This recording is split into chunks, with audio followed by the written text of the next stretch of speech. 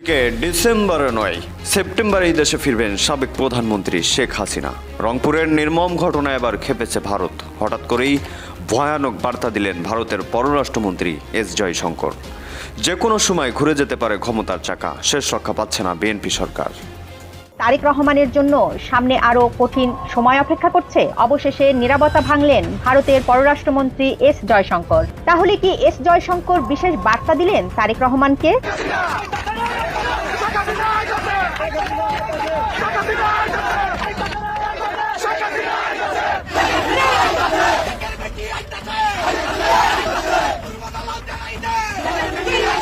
শেখ হাসিনাকে কেন্দ্র করে ঢাকা ও দিল্লির মধ্যে পর্দার আড়ালে আসলে কি খেলা চলতেছে, পেঁয়াজটা ঠিক আসলে কোথায় লাগছে, যেটা আমাদেরকে আসলে জানতেই দেওয়া হচ্ছে না। দর্শক, এতক্ষণ দেখছিলেন সংবাদের শিরোনাম, এবার আপনাদের বিস্তারিত জানিয়ে দেব। দর্শক, ডিসেম্বরে শেখ হাসিনার বাংলাদেশে ফেরার কথা ছিল। এই কথা বাংলাদেশের নারী, পুরুষ, শিশু সবাই জানে। তবে হঠাৎ করেই ভারতের একটা সিদ্ধান্তে পরিবর্তন হয়ে গেল। শেখ হাসিনার দেশে ফেরার ডেট, অর্থাৎ ডিসেম্বরের আগেই তিনি বাংলাদেশে ফিরতে চলেছেন। দর্শক, এ বিষয় নিয়ে ভারতের পররাষ্ট্রমন্ত্রী এস জয়শঙ্কর দিয়েছেন ভয়ানক বার্তা। আমি শুরুতেই শিরোনামে আপনাদের জানিয়ে দিয়েছি যে কোনো মুহূর্তে ঘুরে যেতে পারে ক্ষমতার চাকা। কেন বলেছি সেটা ভিডিও দেখলেই বুঝতে পারবেন। দর্শক, কথা বাড়াচ্ছি না, চলুন বিস্তারিত প্রতিবেদনগুলো দেখে আসি। আশা করি সঙ্গেই থাকবেন। তবে এ বিষয়ে আপনাদের মতামত জানাবেন যে শেখ হাসিনার এই মুহূর্তে বাংলাদেশে ফেরা জরুরি কি জরুরি না। দর্শক, বাংলাদেশের যে পরিস্থিতি আপনারা দেখেছেন, গত 2 দিন আগেও একজন শিক্ষকের পরিবারকে শেষ করে দেওয়া হয়েছে। দর্শক, এই মুহূর্তে সারা দেশের মানুষ চাচ্ছে শেখ হাসিনা বাংলাদেশে ফিরুক। আপনি কি চান একটু কমেন্টের মাধ্যমে জানিয়ে দিন। আর হ্যাঁ, চলুন একটা লাইক দিয়ে বিস্তারিত দেখে আসি। লাস্টে গুরুত্বপূর্ণ কথা আছে, সেগুলো শুনে যাবেন। তো দর্শক, চলুন দেখে আসা যাক। সাবেক প্রধানমন্ত্রী শেখ হাসিনার প্রত্যাবর্তন ইস্যুকে কেন্দ্র করে ঢাকা ও দিল্লি সম্পর্ক উত্তপ্ত হয়ে উঠেছে। তারেক রহমান সরকারের ঘন ঘন দাবির জবাবে অবশেষে নীরবতা ভাঙলেন ভারতের পররাষ্ট্রমন্ত্রী এস জয়শঙ্কর। তিনি বললেন, যে কোনো সম্পর্ক টিকিয়ে রাখতে হলে তাকে পারস্পরিক স্বার্থের পরীক্ষায় উত্তীর্ণ হতে হবে। তাহলে কি এস জয়শঙ্কর বিশেষ বার্তা দিলেন তারেক রহমানকে? আর সেই বার্তাটি কি এমন শুধু শেখ হাসিনার প্রত্যাবর্তন দাবি করলেই হবে না, ভারতের স্বার্থের দিকটিও বিবেচনায় নিতে হবে। আর যদি দুই দেশের স্বার্থের জায়গায় বড় ধরনের অমিল তৈরি হয়, তাহলে কি তারেক রহমানের জন্য সামনে আরো কঠিন সময় অপেক্ষা করছে? ভারতের পররাষ্ট্রমন্ত্রী এস জয়শঙ্কর কি বলেছেন তা গভীরভাবে বিশ্লেষণ করা দরকার। তিনি বলেছেন, যে কোনো সম্পর্ক টিকে থাকতে হলে পারস্পরিক স্বার্থ রক্ষার পরীক্ষায় পাশ করতে হয়। তিনি আরো যোগ করেন, আমি একজন বাস্তববাদী মানুষ। প্রতিবেশীরা শুধু ভারতের স্বার্থে কাজ করবে এমনটা আশা করি না। তবে আমরা যেমন তাদের যুক্তিসঙ্গত স্বার্থকে সম্মান জানাবো, তাদের থেকেও এমনটি প্রতিক্রিয়া আশা করব। জয়শঙ্করের এই বার্তার মূল অর্থ 3টি। প্রথমত, বাস্তবসম্মত কূটনৈতিক সম্পর্ক। ভারত আবেগ নয়, বরং জাতীয় স্বার্থ ও বাস্তবতার উপর ভিত্তি করে সম্পর্ক এগিয়ে নিতে চায়। দ্বিতীয়ত, উভয়মুখী প্রতিশ্রুতি। নিরাপত্তার দিক থেকে বা আঞ্চলিক স্থিতিশীলতার ক্ষেত্রে ভারত যা প্রত্যাশা করে, বাংলাদেশের কাছ থেকেও সমান সম্মান ও সহযোগিতার আশ্বাস চায়। তৃতীয়ত, কূটনৈতিক ভারসাম্য। রাজনৈতিক পরিবর্তন যাই ঘটুক না কেন, রাষ্ট্রীয় পর্যায়ে অর্থনৈতিক ও ভৌগোলিক পারস্পরিক নির্ভরতা অস্বীকার করার সুযোগ নেই। ভারত ও বাংলাদেশের কূটনৈতিক সম্পর্কের পরবর্তী বড় পরীক্ষা হতে যাচ্ছে আসন্ন ব্রিক্স সম্মেলন। প্রতিবেশী রাষ্ট্র হিসেবে ভারত সরকারের পক্ষ থেকে সম্মেলনের আমন্ত্রণ জানানো হয়েছে। পাশাপাশি দ্বিপাক্ষিক সফরের বিষয়েও আলোচনা চলছে। পিটিআইয়ের প্রতিবেদন অনুযায়ী সফর এবং অন্যান্য বিষয় নিয়ে ঢাকা ও দিল্লি পদ্মার আড়ালে আলোচনা চালিয়ে যাচ্ছে। রাজনৈতিক টানাপোড়েন থাকলেও বাস্তবতা হলো, ঢাকা ও দিল্লি একে অপরের ওপর নির্ভরশীল। বাংলাদেশের বিশাল বাজার এবং বিদ্যুৎ জ্বালানি সরবরাহ ব্যবস্থার বড় অংশ ভারতের সঙ্গে যুক্ত। দক্ষিণ এশিয়ায় স্থিতিশীলতা রক্ষা করা উভয় দেশের জন্যই অত্যন্ত জরুরি। উত্তর পূর্ব ভারতের নিরাপত্তার জন্য ঢাকার সহযোগিতা দিল্লির কাছে গুরুত্বপূর্ণ।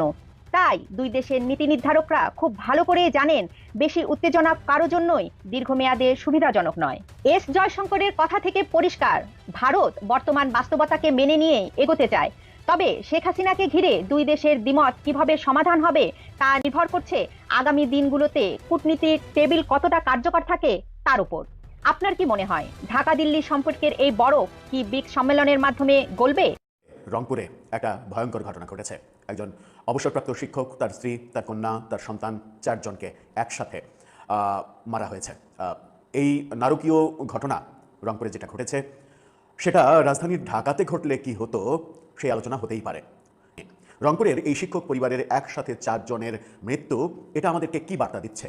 যখন এই শিক্ষক পরিবার সম্পর্কে তাদের ধর্মীয় অবস্থান সম্পর্কে আমরা জানতে পারছি তারা সনাতন ধর্মের মানুষ, তখন এটিকে ভারতীয় গণমাধ্যমে প্রকাশ করা হচ্ছে বাংলাদেশে আবারও হিন্দু নির্যাতনের কথা, এবং ফলাও করে ভারতীয় গণমাধ্যমে এই ব্যাপারগুলো প্রচার করা হচ্ছে। বাংলাদেশের সরকার কি করছে, এর পেছনের কারণ কি, কারা মারল?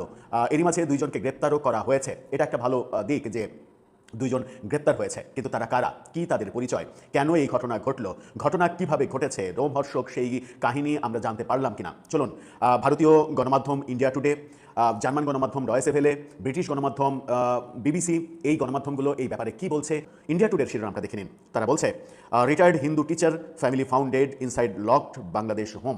অর্থাৎ বাংলাদেশের একটি তালাবদ্ধ বাড়ির ভেতর থেকে অবসরপ্রাপ্ত হিন্দু শিক্ষক ও তার পরিবারের মৃতদেহ উদ্ধার। গত রাতে রংপুরে নিজেদের তালাবদ্ধ বাড়ির ভেতর থেকে অবসরপ্রাপ্ত শিক্ষক, তার স্ত্রী, 2 সন্তানের মৃতদেহ উদ্ধার করা হয়েছে। পুলিশ শ্বাসরোধের সন্দেহ করছে এবং একাধিক ইউনিট তদন্তের অংশ হিসেবে ময়নাতদন্তের প্রতিবেদনের অপেক্ষায় রয়েছে। শনিবার গভীর রাতে রংপুর শহরে নিজেদের তালাবদ্ধ বাড়িতে একজন অবসরপ্রাপ্ত শিক্ষক, তার স্ত্রী, মেয়ে ও 12 বছরের ছেলের মৃতদেহ উদ্ধার করা হয়েছে। পুলিশ সন্দেহ করছে যে শ্বাসরোধে তাদেরকে মারা হয়েছে। রংপুর মেট্রোপলিটন কোতোয়ালি থানার ভারপ্রাপ্ত কর্মকর্তা নাজমুল কাদের জানান, রাত 11টার দিকে মরদেহগুলো উদ্ধার করা হয়েছে। যারা মারা গেছেন তাদের মধ্যে শিক্ষক গণপতি চক্রবর্তী, যার বয়স 65 বছর, তার স্ত্রী প্রীতিলতা চক্রবর্তী, তার বয়স 50 বছর, তাদের কন্যা আগামী চক্রবর্তী 23 বছর এবং পুত্র প্রিয়ম চক্রবর্তী 12 বছর। বাড়ির বিভিন্ন অংশে মৃতদেহ পাওয়া গেছে, বিভিন্ন জায়গায় ছড়িয়ে ছিটিয়ে রাখা হয়েছিল। সিআইডি ইনচার্জ সুবীর চৌধুরী তিনি জানিয়েছেন, প্রীতিলতা ও আগামীর মরদেহ সিঁড়ি থেকে এবং গণপতির মরদেহ ছাদ থেকে উদ্ধার করা হয়। প্রিয়মের মরদেহ একটি খাটের নিচে পাওয়া যায়। প্রাথমিকভাবে আমাদের সন্দেহ তাদের শ্বাসরোধ করে মারা হয়েছে। তিনি আরও যোগ করেন, এই হত্যাকাণ্ডটি বৃহস্পতিবার মধ্যরাত থেকে শুক্রবার ভোরের মধ্যে কোনো একটা সময়ই ঘটে থাকতে পারে। গত রাতে তাদের দেহ উদ্ধার করা গেলেও এটা বৃহস্পতি কিংবা শুক্রবারে ঘটানো হয়েছে, এটা বলছে পুলিশ। পুলিশ সন্দেহভাজন 2 জনকে আটকও করেছে। তাদের নাম মুগ্ধ ও সিদ্ধার্থ। এই 2 জন সন্দেহভাজনরা তাদের বাড়ির ছাদে নিষিদ্ধ যে মাদক ইয়াবা সেবন করছিল। আমরা ইন্ডিয়া টুডের এই খবরে আর বেশিক্ষণ থাকতে চাই না, চলুন আমরা যাই একটু অন্য গণমাধ্যমের খবরে। অন্য গণমাধ্যম কি বলছে? অন্য গণমাধ্যম যেটা বলছে তাতে আমরা আপনাদেরকে দেখাতে চাই বিবিসি বাংলার শিরোনাম। বিবিসির শিরোনামটা দেখে নিন। বিবিসি ওদের ছবি সহ যদিও মুখ ব্লার করে দিয়েছে, তারা বলছে রংপুরে 4 জনকে খুন করে বাসায় বসেই খেজুর শশা খেয়েছে খুনিরা। মানে এই ঘটনা ঘটানোর পরে বাসায় বসেই খেজুর খেয়েছে, শশা খেয়েছে এবং বাসার ভেতরে বসে আবারও ইয়াবা সেবন করেছে, এই তথ্য উঠে এসেছে গণমাধ্যমে। এই খবর আমরা ডয়েচে ভেলে জার্মান গণমাধ্যমের খবরে একেবারে স্পষ্ট বার্তা রয়েছে। জার্মান গণমাধ্যমের খবরটা দেখানোর আগে আমরা এর প্রতিক্রিয়া বিরোধী দলের নেতা ডাক্তার শফিকুর রহমান তিনি কি বলছেন দেখুন, তাকে নিয়ে খবর, সেই খবরটা দেখে নিন। বলা হচ্ছে, রংপুরের ঘটনায় জামাত আমিরের পোস্ট, স্বরাষ্ট্রমন্ত্রীকে এর দায় নিতে হবে। তিনি ফেসবুক পোস্টে দাবি করেছেন স্বরাষ্ট্রমন্ত্রীকে এর দায় নিতে হবে। জার্মান গণমাধ্যম ডয়েচে ভেলে একেবারে স্পষ্ট নিউজ করেছে। ইন্ডিয়ার গণমাধ্যমগুলোকে এটা হিন্দু সংখ্যালঘু নির্যাতন হিসেবে উপস্থাপন করা হচ্ছে বটে, তাদের পরিবার তো হিন্দু ধর্মের, কিন্তু মজার ব্যাপার হচ্ছে যে 2 জন আসামি ধরা পড়েছে তারাও হিন্দু ধর্মের। সুতরাং এখানে ধর্মটা গুরুত্বপূর্ণ না। আমরা প্রত্যাশা করব যে এর সঙ্গে কোনো সংখ্যালঘু নির্যাতনের কোনো ঘটনা জড়িত নেই, কোনো মানে কোনো ক্লু এর সঙ্গে জড়িত নেই। যে তথ্যে রংপুরে 4 জনকে হত্যা, মূল তথ্যটা তারা একেবারে সরাসরি বলে দিয়েছে, কোনো ধরনের রাগঢাক না করে। তারা যেটা বলছে সেটা হচ্ছে যে মাদক সেবন না করতে দেয় বাংলাদেশের রংপুরে 4 জনকে হত্যা, এটা পুলিশ বলছে। অবসরপ্রাপ্ত শিক্ষক গণপতি চক্রবর্তী, যেটা বললাম, এই 4 জনকে যেটা হত্যাকাণ্ডের ঘটনা ঘটেছে সেটা মূলত মাদক সেবন করতে না দেওয়ার। বাড়ির ছাদে ইয়াবা সেবনের সময় ওই শিক্ষকের কাছে ধরা পড়ে যাওয়ায় খুনিরা নির্মমভাবে ওই পরিবারের 4 জনকে হত্যা করে। ঘটনাটা কি হয়েছে পত্রিকার ভাষায় না, আমরা একটু আপনাদেরকে জানাই। ঘটনাটা যেটা হয়েছে সেটা হচ্ছে যে পাশের বাড়ির ছাদ টপকিয়ে গণপতি চক্রবর্তীর বাসার ছাদে এসে তারা ইয়াবা সেবন করছিল। ইয়াবা বাংলাদেশের প্রত্যেকটা প্রান্তে এতটাই সহজলভ্য হয়ে গেছে, আমরা সর্বশেষ খবর নিয়ে দেখেছি যে 300 টাকায় একটা ইয়াবার ট্যাবলেট পাওয়া যায়।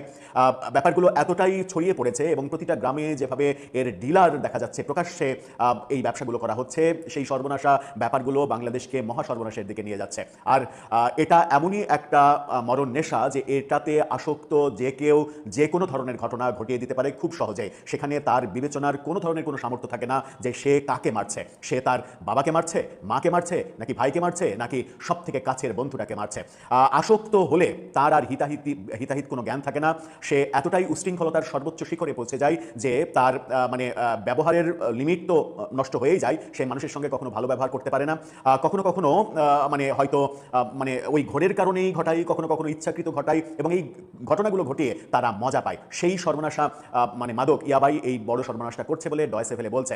অন্য বাড়ির ছাদ টপকে ওই শিক্ষকের বাড়ির ছাদে তারা সেবন করছিল। শিক্ষক সিঁড়ি দিয়ে ছাদে উঠে দেখে যে এই কাজটা তারা করছে, তাদেরকে প্রশ্ন করে তোমরা এখানে এই কাজ করছো কেন। কোনো ধরনের কোনো কথা নেই, শিক্ষককে ধরে শ্বাসরোধ করে তাকে মারে এবং তারপরে শিক্ষকের ওই সময়ে চিৎকারে তার স্ত্রী এগিয়ে আসে, একে একে তার কন্যা তার পুত্র এগিয়ে আসে এবং পরবর্তী তিনজনকে মোট 4 জনকেই তারা মারে এবং তারপরে বাসার ভেতরে যায়, ডাইনিং টেবিলে বসে সেখানে খেজুর সহ বিভিন্ন কিছু ছিল, খেজুর শশা এগুলো তারা খায় এবং ডাইনিং টেবিলে বসেই আবারও ইয়াবা সেবন করে 4টা দেহ 4 জায়গায় রেখে বাইরে থেকে লক করে তারা চলে যায়। মানে এই ঘটনা সিনেমাকেও হার মানায়। এই ঘটনা সিনেমাকে এমনভাবে হার মানায় যে এই ঘটনা যেটা বললাম সেটা যারা শুনবেন তাদের মধ্যে এক ধরনের নতুন ভয় তৈরি হবে যে কোনো মাদকাসক্তকে আপনি বলতে এখন থেকে ভয় পাবেন যে তুমি এই মাদকটা গ্রহণ করো কেন, কিংবা কোথাও করছে তাকে বাধা দিতে আপনি ভয় পাবেন, কিংবা মানে সে যদি আপনার ঘরের সন্তান হয় তাকে শাসন করতে আপনি ভয় পাবেন, কারণ সে যে কোনো মুহূর্তে এই ধরনের কর্মকাণ্ড করে ফেলতে পারে। দেশটা যে কোথায় গেল, আমরা মনে করেছিলাম যে এক ফ্যাসিস্টকে তাড়িয়ে আমরা অনেক বড় সুখের রাজ্যে বসবাস করব। আমরা এই ঘটনা 2-4 বছর আগেও কিন্তু এরকম অবস্থা দেখিনি। আমরা খবর পাইনি যে বাংলাদেশের প্রতিটা গ্রামে এই মানে লালচে, সম্ভবত কালারটা যদি আমি বলি কিরকম, একেবারে ম্যাজেন্ডার মতো কালার, এরকম একটা কালার, ওই ম্যাজেন্ডা কালারের মানে ট্যাবলেট, এবং মাঝখানে একটা গণমাধ্যমে দেখলাম যে সেটা আবার নকলও তৈরি হচ্ছে বাংলাদেশে, সেটা বিভিন্ন উপকরণ দিয়ে সেটা নকল ট্যাবলেট তৈরি করা হচ্ছে। মানে ব্যবসাটা এতটাই জমজমাট হয়েছে। তার মানে এই ব্যর্থতা, যেটা জামাতের আমির বলছেন যে এই ব্যর্থতার দায় স্বরাষ্ট্রমন্ত্রীকে নিতে হবে, কিন্তু এই ব্যর্থতাটা কি স্বরাষ্ট্রমন্ত্রীর এই 6 মাসেই তৈরি হয়েছে, নাকি এই অবাধ বাণিজ্যের সুযোগটা প্রসারিত হয়েছে মূলত ডক্টর ইউনূসের শাসনামলে? ডক্টর ইউনূসের শাসনামলে আমরা ছাত্রদেরকে পড়ার টেবিলে ফিরিয়ে নিয়ে না গিয়ে মবের রাজ্যে প্রতিষ্ঠিত করতে দেখেছি এবং তখনই যার যা খুশি সে তাই করেছে এবং বাংলাদেশটাকে এমন একটা পর্যায়ে নিয়ে গেছে যেটা নিয়ন্ত্রণ করা এখন এই সরকারের জন্য অনেক বেশি কঠিন হয়ে পড়বে। ব্যক্তিগতভাবে কোনোভাবেই এককভাবে স্বরাষ্ট্রমন্ত্রীকে দোষ দিতে চাই না, কিন্তু এটাও বলতে চাই যে এটার দায় স্বরাষ্ট্রমন্ত্রী এড়াতে পারেন না, এটা তো অবশ্যই, কিন্তু সমস্ত দায় তার কাঁধে চাপালে সেটা বোকার স্বর্গরাজ্যে বসবাস করা হবে। এর দায় আসলে রাজনৈতিক দায়, এর দায় আসলে অরাজনৈতিক মেটিকুলাস সরকারের দায়। আমরা এতটাই সমাজে অসচেতন হয়ে পড়েছি যে আমাদের চোখের সামনে দিয়ে এই ঘটনাগুলো এতটাই বিস্তৃত হয়ে গেছে, আমরা চোখ চেয়ে দেখেছি কিন্তু কোনো ধরনের কোনো কথা বলিনি। আজকে সমাজটা যে অবস্থায় বিরাজ করছে, ধরেন এই ঘটনাটা ঘটলো, এই ঘটনাটা ডয়েসে ভেলের এই তথ্য যদি সত্য হয় তাহলে এটা মাদক সংক্রান্ত ঘটনা, কিন্তু ইন্ডিয়ার গণমাধ্যম যদি এটা ন্যারেটিভ তৈরি করে যে এটা সংখ্যালঘু নির্যাতনের আরেকটা চিত্র, তাহলে কি আপনি হুট করে তাদেরকে দোষ দিতে পারবেন না তো, কারণ একটা ঘটনা আরেকটা ঘটনাকে প্রভাবিত করে, একটা ঘটনা আরেকটা ঘটনাকে আরেকটা ন্যারেটিভকে উৎসাহিত করে। এর থেকে আমাদের মুক্তি আদতে কোথায়? বাংলাদেশের রাজনীতির সবচেয়ে বড় প্রশ্নটা এখন সরাসরি দিল্লির দরবারে ধাক্কা মারতেছে। শেখ হাসিনাকে কি ভারত শেষ পর্যন্ত বাংলাদেশের হাতে তুলে দেবে, নাকি জল আরো অনেক দূর গড়িয়ে শেষমেশ শুকিয়ে যাবে?